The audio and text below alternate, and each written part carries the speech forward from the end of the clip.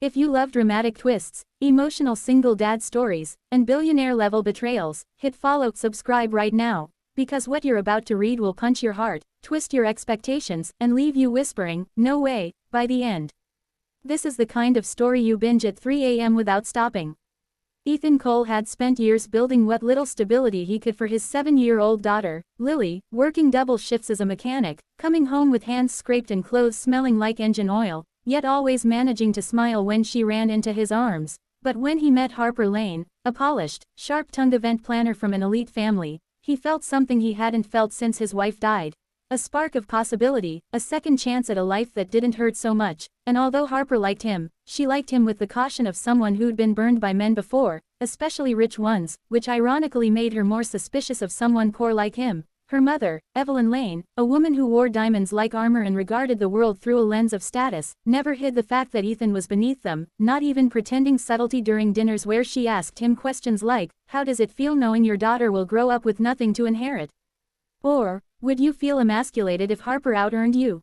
And though Harper constantly defended him, her own insecurities twisted around her mind until love and fear blurred, driving her to ask Ethan to sign a prenup before they married. Something he hadn't expected from a woman who claimed money didn't matter, yet he loved her enough to swallow the sting, nodding quietly as if the pen weren't digging into the deepest wound he carried.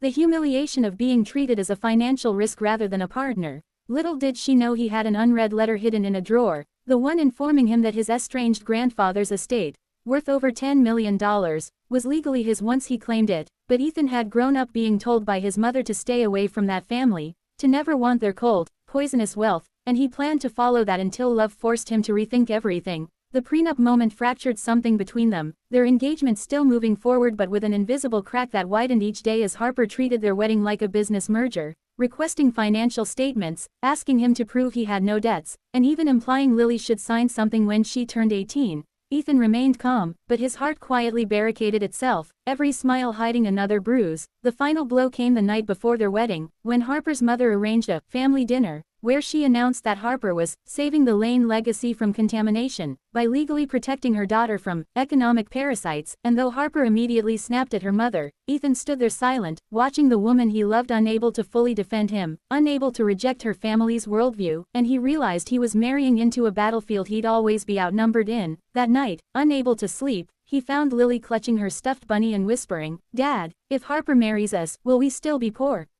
And something inside him cracked open. He hugged her, tears falling silently, then sat alone in the kitchen staring at his grandfather's inheritance letter, knowing he'd never wanted wealth to define him, but sometimes survival demanded it. And as dawn broke over the quiet town, Ethan made a decision that would shake all of their lives. He would go to the lawyer, claim the inheritance, and walk into the wedding not as the man they pitied, but the man they never saw coming.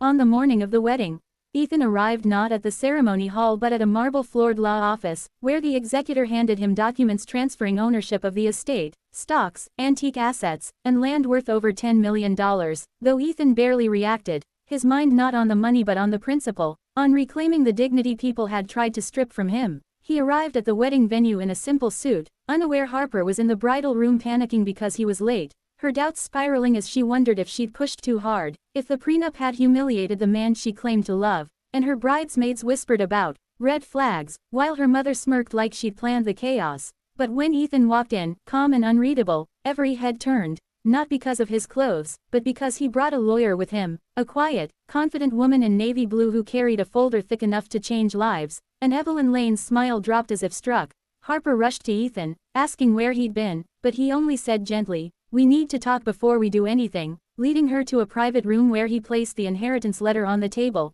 watching her eyes widen, first in shock, then confusion, then dread, not because he had money, but because of what it meant. She had made the man she loved sign a prenup assuming he was beneath her, and now she feared she'd revealed something ugly about herself. Ethan did not yell, he did not accuse, he simply explained how deeply the prenup wounded him, how it made him feel like poverty was a disease she needed legal protection from. Harper cried, wiping mascara with trembling fingers, insisting she loved him for him and only wanted security, but Ethan countered softly, "You wanted security from me," and the truth of it shattered her. Yet something else broke open inside her too, a recognition that she had allowed her mother's worldview to warp her love, turning it into something conditional. Meanwhile, outside the door, Evelyn Lane tried to eavesdrop, only to be intercepted by the lawyer, who handed her documents proving that Ethan was now wealthier than the entire Lane family combined. Evelyn's face drained of color, her arrogance collapsing in a single gulp of humiliation. She stormed into the room, demanding Harper, "Fix this before the media finds out," but Harper stunned everyone by telling her mother to leave, finally choosing Ethan over the Lane legacy. But the story did not smooth out here, because Ethan revealed yet another twist. He wasn't sure he could marry her today, not until he knew she loved him unconditionally, without signatures, documents, or legal walls. Harper begged him not to walk away, and Lily entered the room, crossing tiny arms as she looked at Harper and asked, "Do you love my daddy even if we don't have money?"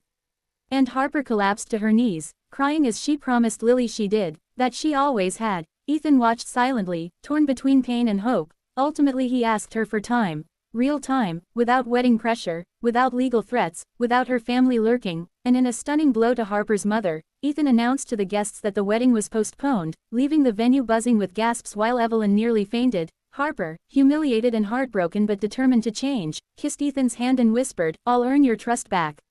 No prenup, no conditions, only love, if you'll let me prove it." And Ethan walked away with Lily, inheritance documents tucked under his arm, unsure whether the wealth was a blessing or another curse that would reshape the next chapter of his life.